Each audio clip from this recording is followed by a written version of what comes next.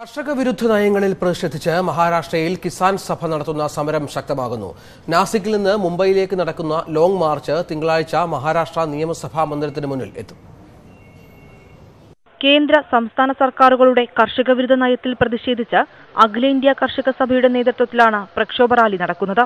30,000-ലധികം കർഷകർ പങ്കെടുക്കുന്ന റാലി ഈ മാസം 12-ന് മഹാരാഷ്ട്ര നിയമസഭാ മന്ദിരത്തിലെത്തും.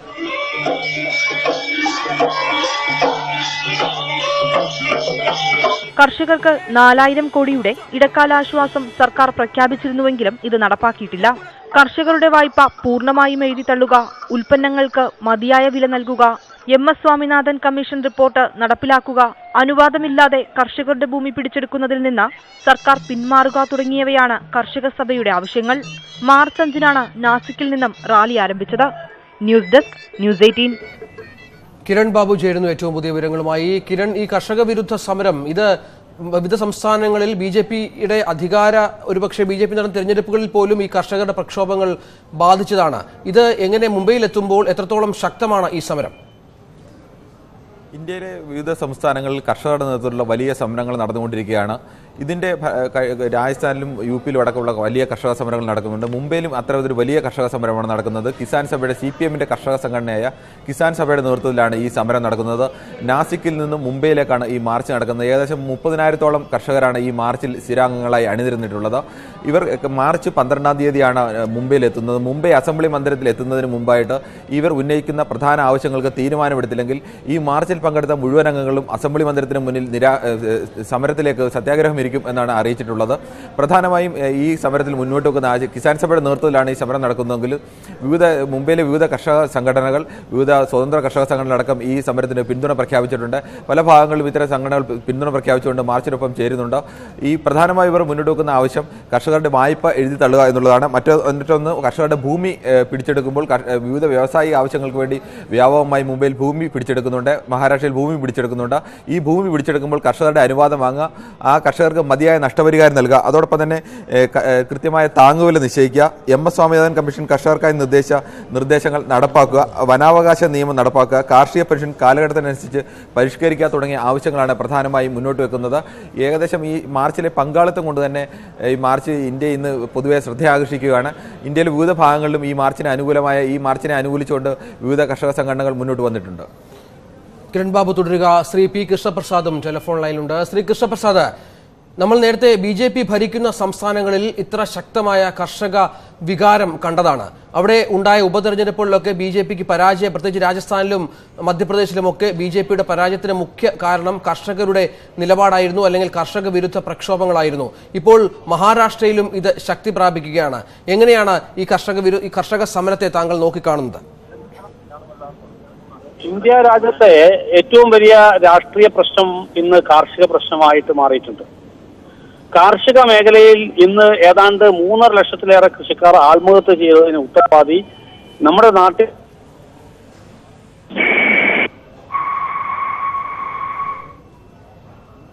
ശ്രീ P. കൃഷ്ണപ്രസാദ് തുടരാം.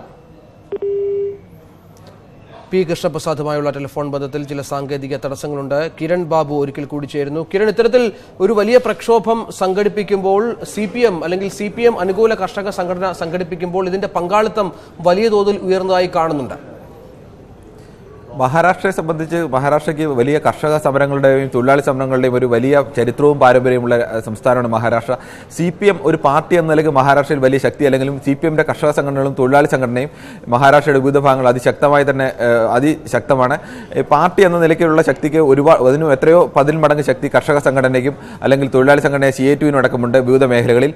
അതിൻ്റെ ഒരു തെളിവ് കൂടിയാണ് ഈ കിസാൻ സഭയുടെ നേതൃത്വത്തിൽ നടക്കുന്ന ഈ സമരത്തിന് ഇത്രയേറെ കർഷകരെ അണിനിരത്താൻ കഴിഞ്ഞത്. വലിയ സമരങ്ങൾ ഇതിനു മുമ്പും കിസാൻ സഭയുടെ നേതൃത്വത്തിൽ മഹാരാഷ്ട്രയിൽ നടന്നിട്ടുണ്ട്. ഇന്ന് ഇന്ത്യയിൽ വിവിധ ഭാഗങ്ങളിൽ കിസാൻ സഭയുടെ നേതൃത്വത്തിൽ രാജസ്ഥാനിലായാലും മധ്യപ്രദേശിലായാലും നടക്കുന്ന വലിയ സമരങ്ങളിലൊക്കെ CPMന്റെ പ്രാതിനിധ്യമല്ല, അതിനപ്പുറത്തേക്ക് കർഷകരുടെ പ്രാതിനിധ്യം, കർഷകരുടെ വിഷയങ്ങൾ ഉയർത്തിക്കൊണ്ട് സമരങ്ങൾ മുന്നോട്ട് വരുമ്പോൾ കാർഷിക പ്രശ്നങ്ങൾ അത്രത്തോളം രൂക്ഷമാണ്. പ്രത്യേകിച്ച് മഹാരാഷ്ട്രയിൽ ഏറ്റവും കൂടുതൽ കർഷക ആത്മഹത്യ നടക്കുന്ന ഒരു സംസ്ഥാനം കൂടിയാണ് മഹാരാഷ്ട്ര. ഏകദേശം അനൌദ്യോഗിക കണക്ക് പ്രകാരം 3000-ഓളം കർഷകരാണ് കഴിഞ്ഞ 3 വർഷങ്ങളിൽ ഓരോ വർഷവും ആത്മഹത്യ ചെയ്യുന്നത്. ഈ വർഷം വിദർഭയിൽ തന്നെ ഈ ജനുവരിയിൽ തന്നെ ഔദ്യോഗിക കണക്കനുസരിച്ച് 104 കർഷകരാണ് ആത്മഹത്യ ചെയ്തത്. ഇത്രത്തോളം കർഷക ആത്മഹത്യയുടെ സ്ഥിതിയിലേക്ക് കാർഷിക നഷ്ടം നേരിടുന്ന ഒരു സംസ്ഥാനമാണ് മഹാരാഷ്ട്ര. മഹാരാഷ്ട്ര ഏറ്റവും പ്രധാന കൃഷിയായ പരുത്തി കൃഷിക്കടക്കം പരുത്തിക്ക് പുഴു ബാധിച്ച് പരുത്തി കൃഷിയുടെ ഏകദേശം 70% നഷ്ടം വന്നു എന്നാണ് കണക്കാക്കുന്നത്. കർഷകർ മുന്നോട്ട് കൊണ്ടുപോകാൻ കഴിയാത്ത സാമ്പത്തികമായി കടുത്ത പ്രതിസന്ധി നേരിടുകയാണ്. ആ പ്രതിസന്ധിയുടെ ഘട്ടത്തിലാണ് കർഷകർ ഒരു വലിയ സമരത്തിലേക്ക് നീങ്ങുന്നത്. വിജു കൃഷ്ണൻ, കിസാൻ സഭ നേതാവ്, ടെലിഫോൺ ലൈനുണ്ട്. ശ്രീ വിജു കൃഷ്ണൻ, ഈ കിസാൻ സഭ അടക്കം രാജ്യത്തെ കർഷക സമരത്തിന് നേതൃത്വം കൊടുക്കുമ്പോൾ ഇത്തരത്തിൽ വലിയ ഒരു പങ്കാളിത്തം, ഓരോ ദിവസവും വർദ്ധിച്ചു വരുന്ന ഒരു പങ്കാളിത്തം, പിന്തുണ ഈ സമരരംഗത്ത് കാണുന്നു. ഇന്ത്യയിലെ മറ്റു സംസ്ഥാനങ്ങളിലേക്കും ഈ കർഷക സമരങ്ങൾ വ്യാപിപ്പിക്കുന്നതിന്റെ ലക്ഷണമാണോ ഇത്? കാർഷിക മേഖല വലിയൊരു പ്രതിസന്ധി നേരിട്ടുകൊണ്ടിരിക്കുകയാണ്. കർഷകർ മഹാരാഷ്ട്രയിലാണ് ഇന്ന് ഇന്ത്യയിൽ ഏറ്റവും കൂടുതൽ കർഷകർ ആത്മഹത്യ ചെയ്യുന്നത്. കഴിഞ്ഞ കൊല്ലം 4000-ഓളം കർഷകർ ആത്മഹത്യ ചെയ്യുകയാണ്. അപ്പോൾ കർഷകർക്ക് അവരെ വിളകൾക്ക് നല്ല വില കിട്ടുന്നില്ല. കർഷകർ കടത്തിൽ മുങ്ങിയിരിക്കുകയാണ്. അതിനെതിരെ വലിയ രീതിയിൽ പ്രതിഷേധം എല്ലാ സംസ്ഥാനത്തിലും നടന്നുകൊണ്ടിരിക്കുന്നുണ്ട്. അപ്പോൾ ഇത് കഴിഞ്ഞ 2 കൊല്ലത്തിനിടയിൽ മഹാരാഷ്ട്രയിൽ വലിയ രീതിയിൽ അഖിലേന്ത്യാ കിസാൻ സഭയുടെ നേതൃത്വത്തിൽ വലിയ സമരങ്ങൾ നടന്നുകൊണ്ട് ഉണ്ട്. അതല്ലാതെ വേറെ സംഘടനകളെയും ചേർത്തുകൊണ്ട് ഒരു ബ്രോഡ് ഇഷ്യൂ ബേസ്ഡ് യൂണിറ്റി ഉണ്ടാക്കിക്കൊണ്ട് സമരങ്ങൾ നമ്മൾ ഇന്ത്യയിലെ എല്ലാ കൂടുതലും ഈ പ്രശ്നങ്ങൾ BJP റൂൾ സ്റ്റേറ്റ്സിലാണ്. രാജസ്ഥാനിൽ വലിയ സമരങ്ങൾ ഉണ്ടായിരുന്നു. ഇതിനടുത്ത അതിൽ ഒരു അഗ്രിമെന്റ് സർക്കാർ നമ്മളെ ഡിമാൻഡ്സ് അക്സെപ്റ്റ് ചെയ്തത്. മധ്യപ്രദേശിലുണ്ടായിരുന്നു, കർണാടകയിൽ സമരം ഉണ്ടായിട്ടുണ്ട്. അപ്പോൾ കർഷക ദ്രോഹ നയങ്ങൾ എവിടെയൊക്കെ നടപ്പിലാക്കുന്നുണ്ടോ അതിനെതിരെ വലിയ രീതിയിൽ പ്രക്ഷോഭം വളർന്നു വരുന്നുണ്ട്. അതിന്റെ മുൻനിരയിൽ നമ്മളെ അഖിലേന്ത്യാ കിസാൻ സഭ നിന്നുകൊണ്ട് വേറെ കർഷക സംഘടനകളെയും കർഷക തൊഴിലാളി യൂണിയൻ എന്നെയും ചേർത്തുകൊണ്ട് ഒരു സമരം ബിൽഡ് ചെയ്തുകൊണ്ട് വരുന്നു. ഈ മധ്യപ്രദേശിലും രാജസ്ഥാനിലുമൊക്കെ വലിയ കർഷക സമരങ്ങൾക്ക് നമ്മൾ സാക്ഷ്യം വഹിച്ചതാണ്. അവിടെ അധികാരത്തിലിരിക്കുന്ന BJP സർക്കാരിന് വലിയ തിരിച്ചടിയുമായിരുന്നു പിന്നീട് നടന്ന തെരഞ്ഞെടുപ്പുകളിലൊക്കെ ഈ കർഷകരുടെ ഈ രോഷം. ഇത്തരത്തിൽ രാജ്യവ്യാപകമായി ഒരു സമരം ഉയർത്തിക്കൊണ്ടുവരുമ്പോൾ നിങ്ങൾ ലക്ഷ്യം വെക്കുന്നത് എന്താണ്? ഇത് ഈ BJPയും മോദി സർക്കാരും നമ്മൾ വന്ന കർഷകർക്ക് നല്ല നാളുകൾ വരും, അച്ഛേ ദിൻ ആയെങ്കെ എന്ന് വന്ന ഒരു സർക്കാരാണ്. പക്ഷെ 4 കൊല്ലത്തിനിടയിൽ അവരെ മാനിഫെസ്റ്റോയിലും മോദിയുടെ പ്രസംഗങ്ങളിൽ പറഞ്ഞ ഓരോ ഇതിൽ നിന്നും പിന്നോട്ടാ പോയിരിക്കുന്നത്. അപ്പോൾ ഈ 2019 നമ്മളെ സമരങ്ങൾ വിൽ ക്രിയേറ്റ് ആൻ അറ്റ്മോസ്ഫിയർ, ഒരു അറ്റ്മോസ്ഫിയർ BJPന്റെ തോൽവിക്കും ഈ മോദി ഗവൺമെന്റിന്റെ തോൽവിക്ക് ഇല്ല ഒരു അറ്റ്മോസ്ഫിയർ ഉണ്ടാക്കും. അതാണ് നമ്മൾ ഈ സമരത്തിലേക്ക് കാണുന്നത്.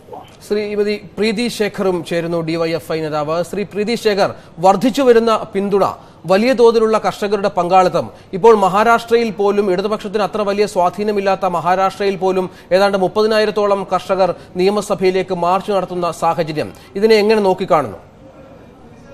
മഹാരാഷ്ട്രയിലെ കർഷക സമരം ആരംഭിച്ചത് 2016-ലാണെന്ന് പറയാം. 2016 വലിയ തോതിൽ കർഷകരെ നാസിക് ജില്ലയുടെ നാസിക്കിന്റെ ഹാർട്ട് ഓഫ് ദ സിറ്റി ഏതാണ്ട് 1 ലക്ഷത്തിലധികം കർഷകരെ സംഘടിപ്പിച്ചുകൊണ്ട് ഓൾ ഇന്ത്യ കിസാൻ സഭ തന്നെ നടത്തിയ സമരത്തോടു കൂടിയാണ് ഈ മൊത്തം സമരം ആരംഭിക്കുന്നത്. അതിനുശേഷം കഴിഞ്ഞ കൊല്ലം ഒരു സ്ട്രൈക്ക് 11 ദിവസം നീണ്ടു നിൽക്കുന്ന ഒരു സ്ട്രൈക്ക് മഹാരാഷ്ട്രത്തിൽ നടക്കുകയുണ്ടായി. അത് ഓൾ ഇന്ത്യ കിസാൻ സഭയുടെ നേതൃത്വത്തിലല്ലായിരുന്നുവെങ്കിലും അതിന്റെ പിന്നണിയിൽ പ്രവർത്തിച്ചിരുന്നത് തീർച്ചയായിട്ടും ഓൾ ഇന്ത്യ കിസാൻ സഭ തന്നെയായിരുന്നു. അതിനെ വലിയൊരു സമരത്തിലേക്ക് നയിക്കുമ്പോൾ ഇവർ ദിശ നൽകി കൂടെ നിന്നതും ഇത്തരം പല കർഷക സംഘടനകളായിരുന്നു. ഇന്ന് ഇപ്പോൾ കണ്ടുവരുന്ന സമരം എന്ന് പറയുന്നത്, നേരത്തെ ഞാൻ ബിജു കൃഷ്ണൻ സംസാരിക്കുന്ന കേട്ടു, തീർച്ചയായും കർഷകരുടെ പ്രശ്നങ്ങൾ ഇന്ന രീതിയിൽ ഞങ്ങൾ നിലപാടെടുക്കാം, ഇന്ന രീതിയിൽ ഞങ്ങൾ സോൾവ് ചെയ്യും എന്ന് പറഞ്ഞുകൊണ്ട് വരുന്ന ഒരു സർക്കാർ അതിൽ നിന്ന് പിന്മാറുമ്പോൾ ഉണ്ടാവുന്ന ഒരു പെട്ടെന്നുള്ള ഒരു രോഷം മാത്രമല്ല, എനിക്ക് തോന്നുന്നത് കഴിഞ്ഞ ഒരു നരസിംഹറാവു ഗവൺമെന്റ് തൊട്ടിങ്ങോട്ട് കണ്ടിന്യൂസ് ആയി പിന്തുടർന്നു വരുന്ന ഒരു നയമുണ്ട്. ആ നയത്തിന്റെ അടിസ്ഥാനത്തിൽ ഈ നാട്ടിലെ കർഷകർ മാത്രമല്ല എല്ലാ ജനവിഭാഗങ്ങളും ദുരിതത്തിലാണ്. എന്നാൽ കർഷകരുടെ ദുരിതം കുറച്ച് അധികമാണ്. ഏതാണ്ട് ലക്ഷക്കണക്കിന് കർഷകര് ഇന്ത്യയിൽ ആത്മഹത്യ ചെയ്തിട്ടുണ്ട്. അതിലൊരു വലിയ പങ്ക് മഹാരാഷ്ട്രത്തിലാണ് താൻ. കഴിഞ്ഞ കൊല്ലത്തെ കർഷകരുടെ സ്ട്രൈക്കിന് ശേഷം നടന്ന ഒരു പ്രഖ്യാപനമുണ്ട്. മഹാരാഷ്ട്ര സർക്കാർ നടത്തിയ പ്രഖ്യാപനം ഏതാണ്ട് 4000 കോടി എല്ലാ കാർഷിക കടങ്ങളും എഴുതിത്തള്ളുമെന്നുള്ളതായിരുന്നു. എന്നാൽ ആ പ്രഖ്യാപനത്തിന് ശേഷം 15 ദിവസം കൊണ്ട് ആ പ്രഖ്യാപനത്തിന് അവർ കുറച്ച് ക്ലോസുകൾ വെക്കുകയുണ്ടായി. ആ ക്ലോസ് വെച്ചുകൊണ്ടുള്ള സർക്കുലർ പുറത്തിറങ്ങിയത് 1.5 ലക്ഷം രൂപ താഴെ ലോണുള്ളവരുടെ മാത്രം ലോണേ ഞങ്ങൾ എഴുതിത്തള്ളൂ, അതിൽ കൂടുതൽ ലോൺ ഉള്ളവരുടെ നമ്മൾ എഴുതിത്തള്ളില്ല എന്നുള്ളതാണ്. അപ്പൊ അത് വലിയ രീതിയിൽ വീണ്ടും പ്രക്ഷോഭങ്ങൾ, അൺഹാപ്പിനെസ്, ഒരു അസന്തുഷ്ടി മൊത്തം മഹാരാഷ്ട്രത്തിൽ കൊണ്ടുവരികയുണ്ടായി. കാരണം മഹാരാഷ്ട്രം എന്ന് പറയുന്നത് വളരെ വലിയൊരു സംസ്ഥാനമാണ്. സംസ്ഥാനത്തിലെ പല ഭാഗത്തുള്ള കർഷകരുടെ വിഷയങ്ങൾ പലതാണ്. മറാഠ്വാഡയിലെ കർഷകൻ വളരെയധികം ഭൂമിയുള്ള ഒരു കർഷകൻ പോലും വെസ്റ്റേൺ മഹാരാഷ്ട്രയിലെ ഒരു കർഷകന്റെ അതേ നിലയിൽ നിൽക്കുന്നില്ല. അതൊരു ദരിദ്ര കർഷകന്റെ അവസ്ഥയിൽ തന്നെയാണ് അവരും ഉള്ളത്. അപ്പൊ ഇത്തരത്തിലുള്ള പല വൈവിധ്യങ്ങൾ മഹാരാഷ്ട്രത്തിന്റെ ഒരു എന്താ പറയാ ഭൂമിക്ക് തന്നെ ഉള്ളപ്പോൾ അവിടെ അത്തരത്തിലൊരു തീരുമാനമെടുത്തത് ഒരു വലിയ തെറ്റായിരുന്നു. ആ തെറ്റിന്റെ ഒരു അതാണ് ഇപ്പം അനുഭവിച്ചുകൊണ്ടിരിക്കുന്നത്. 1-2-3 മാസം മുന്നേ, 1.5 മാസം മുന്നേ അവിടെ ഒരു കാറ്റുണ്ടായി. ആ കാറ്റിന്റെ കാരണം കൊണ്ട് ഏതാണ്ട് 300 തൊട്ട് 400 കോടി വരെയുള്ള വിളവുകൾ നശിക്കുകയുണ്ടായി. അപ്പൊ ഇമ്മീഡിയറ്റ് ആയിട്ടുള്ള പല പ്രൊവക്കേഷൻസ് ഇതിന്റെ പുറകിലുണ്ട്. ശേഖർ, സിബി സത്യൻ മാധ്യമപ്രവർത്തകരും ടെലിഫോൺ ലൈനുണ്ട്. ശ്രീ സിബി സത്യൻ, ഈ കർഷകരുടെ പ്രക്ഷോഭം കർഷക സമരത്തെ അത്ര വേഗം എഴുത്തള്ളാവുന്നതല്ല. പ്രത്യേകിച്ചും ഉള്ളിയുടെ വില പോലും ഒരു സർക്കാരിനെ അട്ടിമറിച്ച ചരിത്രമുള്ള രാജ്യമാണ് നമ്മളുടേത്. ഇത്തരത്തിൽ കർഷക വിരുദ്ധ പ്രക്ഷോഭം സംസ്ഥാനങ്ങളിൽ ശക്തമാകുമ്പോൾ, പ്രത്യേകിച്ചും BJP അധികാരത്തിലുള്ള സംസ്ഥാനങ്ങളിലാണ് കർഷക പ്രക്ഷോഭങ്ങൾ ശക്തമാകുന്നത്. ഇതിന് എങ്ങനെ നോക്കിക്കാണണം? ഈ അധികാരത്തിലിരിക്കുന്ന അല്ലെങ്കിൽ അടുത്ത തെരഞ്ഞെടുപ്പിൽ അധികാരത്തിൽ എത്താനിരിക്കുന്ന BJPക്ക് ഇത് എത്രത്തോളം തിരിച്ചടിയാണ്? കാർഷിക മേഖല പൊതുവെ മഹാരാഷ്ട്ര പോലുള്ള കാർഷിക പ്രാധാന്യമുള്ള സ്ഥലങ്ങളിൽ കാർഷിക മേഖല അതീവ ശക്തമായി അവഗണിക്കപ്പെട്ടിരിക്കുകയാണ്. കാരണം പ്രധാനമായിട്ട് പറഞ്ഞു കഴിഞ്ഞാൽ 2 തരത്തിലുള്ള പ്രശ്നങ്ങളാണ് മഹാരാഷ്ട്രയിലെ കാർഷിക മേഖല നേരിടുന്നത്. ഒന്ന്, ഇവിടുത്തെ കൃഷി പൂർണ്ണമായും മഴയെ ആശ്രയിച്ചാണ്. അതിന് പകര സംവിധാനങ്ങൾ ഉണ്ടാക്കി കൊടുക്കാൻ ഇതുവരെയുള്ള ഒരു സർക്കാരുകൾക്ക് കഴിഞ്ഞിട്ടില്ല. അപ്പോൾ മഴയെ മാത്രം ആശ്രയിച്ചുള്ള ഒരു കൃഷി രീതിയിലെ ഏറ്റവും പ്രധാനപ്പെട്ട പ്രശ്നം എന്ന് പറയുന്നത് ഇവിടെ വെള്ളമില്ല, കറണ്ടില്ല. ഒന്ന്. രണ്ടാമത്തെ കേസ് ഈ പറഞ്ഞതുപോലെ വിദർഭ റീജിയണില് അല്ലെ യവത്മാൽ പോലുള്ള ജില്ലകളില് ഈ പറഞ്ഞ BT കോട്ടൺ കൊണ്ടുവന്നിട്ട്, അതായത് ബഹിരാഷ്ട്ര കമ്പനിയായ മറ്റേ അന്തകവിത്ത് എന്ന് നമ്മൾ മലയാളത്തിൽ പറയുന്ന അതിന്റെ പരീക്ഷണം, അത് വളരെ കീടങ്ങളെ ചെറുക്കാൻ ശേഷിയുള്ളതാണ് എന്ന പേരിൽ അത് അവിടെ കൊണ്ടുവരികയും വൻതോതിൽ അവിടെ വിറ്റഴിക്കപ്പെടുകയും എല്ലാ കർഷകരും അത് വാങ്ങി ഉപയോഗിക്കുകയും ചെയ്തു. അല്ലെങ്കിൽ അന്നത്തെ സർക്കാർ അത് ഉപയോഗിക്കാൻ ജനങ്ങളെ നിർബന്ധിച്ചു. പക്ഷേ ഇത് വളരെ വ്യാപകമായ കൃഷിനാശത്തിന് ഇടയാക്കുകയും കർഷകർക്ക് അതിവ്യാപകമായി നഷ്ടം വരുത്തുകയും ചെയ്തു. അതുകൊണ്ടാണ് വിദർഭ മേഖലയിൽ ഏറ്റവും കൂടുതൽ കർഷകർ ആത്മഹത്യ ചെയ്യുന്ന ഒരു സ്ഥലമായി മാറിയിരിക്കുന്നത്. ഇപ്പൊ ഈ പ്രത്യേക കാർഷിക പ്രക്ഷോഭം പൊട്ടിപ്പുറപ്പെട്ടിരിക്കുന്നത് ശരിക്കും പറഞ്ഞാൽ നാസിക് ജില്ലയിൽ നിന്നാണ്. നാസിക് ജില്ലയിൽ CPM-ന്റെ നേതൃത്വത്തിൽ, നാസിക്കിലെ CIT വളരെ ശക്തമാണ്, CPM-ന് കുറച്ച് ശക്തിയുണ്ട്. പക്ഷേ ഇത് വളരെ വ്യത്യസ്തമായ ഒരു പ്രക്ഷോഭമാണ്. കാരണം കർഷകർ പാർട്ടിയുടെ ഒരു കൊടിയോ അല്ലെങ്കിൽ അത്തരമുള്ള സംഭവം നോക്കാതെ മറിച്ചൊരു ആവശ്യത്തിന് വേണ്ടിയിട്ട് അവിടുത്തെ ഏതാണ്ട് 25,000 കർഷകരോളം ഒരു മാർച്ച് നടത്തി മുംബൈയിലേക്ക് വരികയാണ്. ഈ മാർച്ചിലേക്ക് മറ്റുള്ള സ്ഥലങ്ങളിലുള്ള ആൾക്കാർ കൂടുകയും അത് മുംബൈയിലെത്തുമ്പോൾ ഏതാണ്ട് 50,000-ഓ 1,00,000-ഓ ആയി മാറാനുള്ള ഒരു വലിയ സാധ്യത നിലനിൽക്കുന്നുണ്ട്. ചുരുക്കത്തിൽ ഒരു കാർഷിക വിപ്ലവം എന്ന് പറയാവുന്ന, അല്ലെങ്കിൽ പൊതുവെ BJP സർക്കാരുകളുടെ ഒരു ന്യൂനതയായിട്ട് ചൂണ്ടിക്കാണിക്കപ്പെടുന്നത് അത് കൂടുതൽ അർബനൈസേഷനുള്ള അല്ലെങ്കിൽ അർബൻ തോട്ടുള്ള ഒരു സർക്കാർ എന്ന നിലയ്ക്കാണ് അതിനെ കാണുന്നത്. കാരണം നഗരങ്ങൾ മെച്ചപ്പെടുത്തുക, അല്ലെങ്കിൽ നഗരങ്ങളിലെ ഇതരം ബിസിനസ്സുകാർക്ക് വേണ്ടിയുള്ള അല്ലെങ്കിൽ അവരുടെ പരിപോഷകം മാത്രം ലക്ഷ്യമാക്കിക്കൊണ്ട് മുന്നോട്ട് പോവുക എന്നുള്ള ഒരു നയം പൊതുവെ BJP സർക്കാർ അല്ലെങ്കിൽ അതിന്റെ ഗ്രോത്ത് എന്ന് പറയുന്ന ഒരു ഏരിയയിൽ മാത്രം ശ്രദ്ധിക്കുന്നതിന്റെ അടിസ്ഥാന പ്രശ്നങ്ങളുണ്ട്. ഇപ്പൊ നമ്മളിതിന് തൊട്ടു മുമ്പ്, 1 വർഷം മുമ്പ് മധ്യപ്രദേശിൽ നടന്ന കാർഷിക പ്രക്ഷോഭത്തെ ഇതിനോട് ചേർത്ത് വായിക്കേണ്ടതുണ്ട്. കാരണം മധ്യപ്രദേശിലെ BJP സർക്കാരിനെതിരെ നടന്ന ആ പ്രക്ഷോഭത്തിന് പിന്നണിയിൽ പ്രവർത്തിച്ചത് മുൻ BJP പ്രചാരകായ പേര് വിട്ടുപോയി, അപ്പൊ അദ്ദേഹമാണ് എന്ന് പറഞ്ഞിട്ടുണ്ട്. അപ്പൊ അതിശക്തമായ പല ഏരിയകളിലും ഇത്തരം പ്രക്ഷോഭങ്ങൾ നടക്കുന്നുണ്ട്.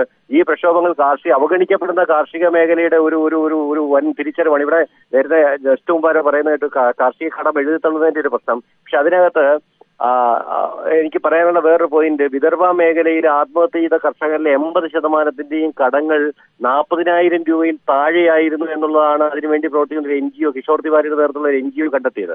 ചുരുക്കത്തിൽ ഈ കാർഷിക മേഖലയിൽ എഴുതിത്തള്ളപ്പെടുന്ന കടങ്ങൾ പലപ്പോഴും സംഭവിക്കുന്നത് ഈ മഹാരാഷ്ട്രയിലെ ഇന്റീരിയറിലുള്ള മറാഠ്വാഡയായാലും വിദർഭയായാലും അതുപോലുള്ള മേഖലകളിൽ അതിശക്തരായ രാഷ്ട്രീയക്കാരുടെ കൈപ്പിടിയിലാണ് സഹകരണ ബാങ്കുകൾ. തീർച്ചയായും ശ്രീ CB സത്യൻ, പ്രസക്തമാണ് താങ്കളുടെ അഭിപ്രായങ്ങൾ. ശ്രീ കിസാൻ സഭാ നേതാവ് വിജു കൃഷ്ണൻ ഒരിക്കൽ കൂടി ചേരുന്നു. വിജു കൃഷ്ണൻ, ഈ അടിസ്ഥാനപരമായ പ്രശ്നം എവിടെയാണ്? ഈ സർക്കാരുകൾ, ഈ മാറി മാറി വരുന്ന സർക്കാരുകൾ കർഷകരെ പൂർണ്ണമായും അവഗണിക്കുന്ന ഒരു രീതിയാണോ ഇത്തരത്തിലുള്ള കാർഷിക സംസ്ഥാനങ്ങളിൽ, കാർഷിക മേഖലയ്ക്ക് പ്രാധാന്യമുള്ള സംസ്ഥാനങ്ങളിൽ ഉണ്ടാകുന്നത്? പ്രത്യേകിച്ചും ഈ നഗരങ്ങൾ കേന്ദ്രീകരിച്ചുള്ള വികസനത്തിൽ മാത്രമാണോ ഈ സർക്കാരുകളുടെ ശ്രദ്ധ? ഇല്ല, ഒന്ന് നവോദാരവൽക്കരണ നയങ്ങളുണ്ടല്ലോ, ആ ലിബറലൈസേഷൻ, പ്രൈവറ്റൈസേഷൻ, ഗ്ലോബലൈസേഷൻ, അതിന്റെ ആ നയങ്ങളാണ് നടപ്പിലാക്കിക്കൊണ്ടിരിക്കുന്നത്. അത് കോൺഗ്രസ് ആയാലും BJP ആയാലും. ഇതേമാതിരി വലിയ രീതിയിൽ സമരങ്ങൾ കർണാടകയിൽ നടക്കുന്നുണ്ട്. അവിടെ ഒരു കോൺഗ്രസ് ഗവൺമെന്റ് ആണ്. അപ്പോ അർബൻ ഓറിയന്റഡ് ഈ സ്മാർട്ട് സിറ്റി, പിന്നെ ഭൂമി ഏറ്റെടുക്കല്, ഇൻഡസ്ട്രീന്റെ പേരിലും വേറെ ഇൻഫ്രാസ്ട്രക്ചർ പ്രോജക്ടിന്റെ പേരിലും വലിയ രീതിയിൽ ഭൂമി ഏറ്റെടുക്കൽ നടക്കുന്നുണ്ട്. ഈ സമരത്തിൽ ഒരു വിഷയം അതാണ്, ഹൈവേകൾക്ക് വേണ്ടി ഏറ്റെടുക്കുന്ന ഭൂമി ആദിവാസി ഭൂമിയാണ് ഏറ്റെടുക്കുന്നത്. ആദിവാസികൾക്ക് വേണ്ടുന്ന ഫോറസ്റ്റ് റൈറ്റ്സ് ആക്ടിന്റെ അവിടെ നടപ്പിലാക്കുന്നില്ല. അപ്പൊ ഈ നടക്കുന്ന 50,000-ത്തിലധികം ആൾക്കാർ അവിടെ കർഷകർ നടക്കുന്നുണ്ട് ഈ കിസാൻ ലോങ് മാർച്ചില്. അതിലൊരു വലിയ മോർ ദൻ 50% അതില് ആദിവാസികളാണ്. അപ്പൊ അവരെ ഡിമാൻഡ്സ്, ഈ ആദിവാസി സെക്ഷൻസിന്റെ ഡിമാൻഡ്സ്, സാധാരണ കർഷകർ, ഭൂമി ഇല്ലാത്ത കർഷകരുടെ ഡിമാൻഡ്സ്, ഇതൊക്കെ അവര് ഇഗ്നോർ ചെയ്തുകൊണ്ട് ഒരു കോർപ്പറേറ്റ് ഗ്രോത്ത് മോഡൽ, കോർപ്പറേറ്റിന് വേണ്ടി ഉള്ളൊരു പോളിസീസാണ് അവിടെ നടപ്പിലാക്കുന്നത്. വളരെയധികം നന്ദി ശ്രീ വിജു കൃഷ്ണൻ. കിരൺ ബാബു ഒരിക്കൽ കൂടി ന്യൂസ് ഡെസ്കിൽ ചേരുന്നു. കിരൺ, നേരത്തെ സംസാരിച്ചവരൊക്കെ പറഞ്ഞതുപോലെ ഈ മഹാരാഷ്ട്രയിലെ നാസിക്കിൽ നിന്ന് തുടങ്ങിയ കുറച്ചൊരു കൂട്ടമായി തുടങ്ങിയ ഒരു കർഷക പ്രക്ഷോഭമാണ് ഇപ്പോൾ നിയമസഭാ ആസ്ഥാനത്തേക്ക് എത്തുമ്പോൾ വലിയ ഒരു കൂട്ടമായി, ഏതാണ്ട് 30,000 കർഷകർ പങ്കെടുക്കുന്ന ഒരു റാലിയായി മാറുന്നത്. ഒപ്പം കോൺഗ്രസ് ഭരിക്കുന്ന സംസ്ഥാനമായ കർണാടകയിലും ശക്തമായ കാർഷിക പ്രക്ഷോഭങ്ങൾ നടക്കുന്നു. ഇത്തരത്തിൽ കാർഷിക മേഖലയിലെ പ്രശ്നങ്ങൾ വലിയ തോതിൽ ഉയർന്നു വരുമ്പോൾ അതാത് സംസ്ഥാനങ്ങൾ ഭരിക്കുന്ന സർക്കാരുകൾക്കല്ലേ അത് തിരിച്ചടിയാകുന്നത്? ഈ മഹാരാഷ്ട്രയിൽ കുറച്ച് പേർ ചേർന്ന് ഒരു സമരം വന്ന് സമരം പിന്നീട് ശക്തിപ്പെടുന്നതെന്ന് നമുക്ക് പൂർണ്ണമായും പറയാൻ കഴിയില്ല. മഹാരാഷ്ട്രയെ സംബന്ധിച്ച് മഹാരാഷ്ട്രയ്ക്ക് തൊഴിലാളി പ്രസ്ഥാനങ്ങൾ അല്ലെങ്കിൽ തൊഴിലാളി സംഘടനകൾ ശക്തമായിരുന്നതുപോലെ കർഷക സംഘടനയും വളരെ ശക്തമായിരുന്ന സംസ്ഥാനമാണ്. ഗോദാവരി പരലേക്കറുടെ നേതൃത്വത്തിൽ അവിടുത്തെ വാർലി ആദിവാസി സമരം നടന്നതാണ്. ഗോദാവരി പരലേക്കർ കിസാൻ സഭ രൂപീകരിക്കുമ്പോൾ കിസാൻ സഭയുടെ അഖിലേന്ത്യാ ജോയിന്റ് സെക്രട്ടറി ആയിരുന്നു. പിന്നീട് കിസാൻ സഭാ നേതാവും CPIയുടെയും CPMന്റെയും നേതാവൊക്കെ ആയിരുന്നു. അത്ര വലിയ സമരങ്ങൾ നടന്ന ഒരു ചരിത്രമുള്ള ഭൂമിയാണിത്. അതുകൊണ്ട് തന്നെയാണ് ആദിവാസികൾ വലിയ തോതിൽ കർഷക സംഘടനകളിൽ നേരത്തെ മുതലേ തന്നെ കിസാൻ സഭയ്ക്ക് ഒപ്പം നിൽക്കുന്ന ഒരു പ്രദേശം കൂടിയാണിത്. അതുകൊണ്ട് തന്നെ കിസാൻ സഭയ്ക്ക് ഒരു പാർട്ടി എന്ന നിലയ്ക്ക് പൊതുസമൂഹം ചിന്തിക്കുമ്പോൾ ഒരു പാർട്ടി എന്ന നിലയ്ക്ക് CPMന് അല്ലെങ്കിൽ CPIക്കോ അല്ലെങ്കിൽ ഏതെങ്കിലും കമ്മ്യൂണിസ്റ്റ് പാർട്ടികൾക്കോ മഹാരാഷ്ട്രയിലുള്ള സ്വാധീനത്തിന് അപ്പുറത്തൊക്കെ സ്വാധീനം കർഷകരുടെ ഇടയിൽ അല്ലെങ്കിൽ ആദിവാസി സംഘടനകളുടെ ഇടയിൽ ഇത്തരം കിസാൻ സഭയ്ക്കുണ്ട്. ആ കിസാൻ സഭയുടെ ആ ശക്തിയുടെ കൂടെ തെളിവാണ് ഇത്രയേറെ പേരെ അണിനിരത്തിക്കൊണ്ട് ഏകദേശം 180 കിലോമീറ്റർ, നാസിക്കിൽ നിന്ന് മുംബൈ വരെ വരുമ്പോൾ 180 കിലോമീറ്ററാണ്. ഈ 180 കിലോമീറ്ററാണ് ഒരു ഇന്ത്യയിലെ മുഴുവൻ സംസ്ഥാനങ്ങൾ ശ്രദ്ധിക്കത്തക്ക രീതിയിലേക്ക് അല്ലെങ്കിൽ ഇന്ത്യയിലെ കർഷക സംഘടനകൾ അവർ ഉയർത്ത മുദ്രാവാക്യത്തിലേക്ക് ഇന്ത്യ ശ്രദ്ധിക്കുന്ന രീതിയിലേക്ക് ഒരു വലിയ മാർച്ച് നടത്താൻ സഹായിക്കുന്നത്. ഇത് പൊതുവായി മറ്റ് സംസ്ഥാനങ്ങളിൽ നേരത്തെ പറഞ്ഞതുപോലെ മറ്റ് സംസ്ഥാനങ്ങളിലെ പ്രശ്നം, കർഷകർ അതിസങ്കീർണമായ പ്രശ്നങ്ങളെ നേരിടുകയാണ്, സാമ്പത്തിക പ്രതിസന്ധിയെ നേരിടുകയാണ്. കാർഷിക മേഖലയാകെ കഴിഞ്ഞ കുറേയേറെ വർഷങ്ങളായി വലിയ തകർച്ചയിലാണ്. കർഷകർക്ക് സ്വന്തം വിളവുമായി മുന്നോട്ട് വിളവിന് ന്യായമായ വില കിട്ടി കർഷകർക്ക് വീണ്ടും വിളവിറക്കാൻ കഴിയാത്ത അല്ലെങ്കിൽ വീണ്ടും വിത്തിറക്കാൻ കഴിയാത്തൊരവസ്ഥയിലേക്കാണ് ഇന്ത്യയിലെ കർഷകർ നീങ്ങുന്നത്. ഇത് മഹാരാഷ്ട്രയെ സംബന്ധിച്ച് കാർഷിക മേഖലയെ ആശ്രയിക്കുന്ന വലിയൊരു ജനവിഭാഗമുള്ള മഹാരാഷ്ട്രയെ സംബന്ധിച്ച് കാർഷിക മേഖലയിലെ ചെറിയ പ്രതിസന്ധി പോലും മഹാരാഷ്ട്രയുടെ മുഴുവൻ സാമ്പത്തിക മേഖലയടക്കം ബാധിക്കും, വലിയൊരു വിഭാഗം ജനങ്ങളെ ബാധിക്കും. പ്രത്യേകിച്ച് ആദിവാസി സമൂഹം വലിയ തോതിൽ ഈ കാർഷിക മേഖലയിൽ കർഷക തൊഴിലാളികളായിട്ടാണ് ജീവിക്കുന്നത്. കാർഷിക മേഖലയെ ആശ്രയിച്ചാണ് അവരുടെ ജീവിതം മുന്നോട്ട് പോകേണ്ടത്. കാർഷിക മേഖലയുടെ തകർച്ച അവരുടെ ജീവിതത്തെ തന്നെ ബാധിക്കും. അതുകൊണ്ട് തന്നെ അവർ ജീവിതം മുന്നോട്ട് പോകുന്നത് അവരുടെ ജീവിതത്തെ നേരിട്ട് ബാധിക്കുന്ന ഒരു അവസ്ഥ എത്തിയതുകൊണ്ട് തന്നെയാണ് ഇത്തരം ഒരു വലിയ സമരത്തിലേക്ക് അവർ മുന്നോട്ട് പോകുന്നതും. ശരി, കിരൺ ബാബു വിശദമായ റിപ്പോർട്ട് നൽകിയതിന്. ഒപ്പം ഈ ചർച്ചയിൽ പങ്കെടുത്ത P. കൃഷ്ണപ്രസാദ്, വിജു കൃഷ്ണൻ, പ്രീതി ശേഖർ എന്നിവർക്കും CB സത്യൻ എന്നിവർക്കും നന്ദി.